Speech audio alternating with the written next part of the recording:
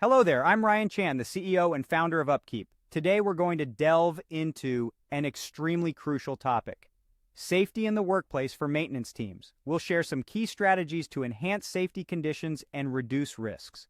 You'll learn the importance of creating reliability, treating the causes of accidents, and providing proper training, tools, and safety measures. So let's jump right in and explore how we can strive for safer work environments. Safety is just as important as efficiency, especially for maintenance teams who often find themselves working in potentially dangerous areas of facilities or with hazardous equipment. Despite improvements in workplace safety, there are still a shocking number of injuries and deaths that occur, many of which are preventable.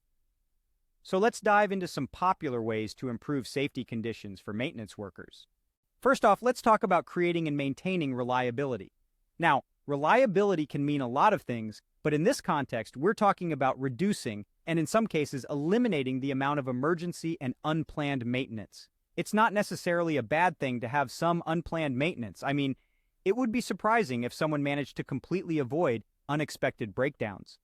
But it is a bad thing to constantly place maintenance technicians in dangerous situations due to a lack of forethought and planned maintenance tasks. When assets run reliably and maintenance is planned, there are fewer hazards to deal with during emergency maintenance. Next, let's focus on treating the causes of accidents. When you're trying to improve safety, your aim should be treating the cause of an accident. You can't take back what happened, but you can prevent injuries before they happen. For instance, if a maintenance technician slips and falls on some oil while they're working within an asset, we could blame the technician. But in reality, the technician is the victim of poor fluid management in the asset cell. We can't treat the technician's ability to keep their footing, but we can certainly fix a problem like leaking oil or dirty floors. Some other common causes of accidents include lack of training, improper working conditions such as poor lighting, unstable platforms, or working at dangerous heights, low employee morale, lack of documentation for procedures, and generalized lockout-tagout instructions.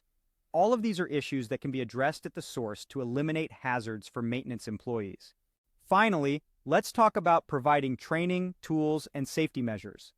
Sometimes maintenance technicians are put into bad situations because they lack sufficient equipment, training, and tools to do their job.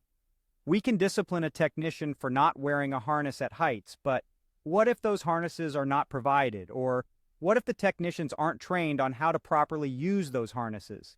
Technicians are responsible for their personal safety, but maintenance management is responsible for providing the means by which technicians can keep themselves safe. In conclusion, improving work safety for maintenance teams involves a combination of creating and maintaining reliability, treating the causes of accidents, and providing adequate training, tools, and safety measures. By focusing on these areas, we can significantly reduce workplace injuries and create a safer environment for our maintenance teams. Thank you for watching. We've covered key strategies for enhancing safety in the workplace, focusing on creating reliability, treating accident causes, and providing proper training, tools, and safety measures. If you found this video helpful, please hit the subscribe button to stay updated on more content like this. For more resources and tools to help your maintenance and reliability team succeed, visit us at upkeep.com.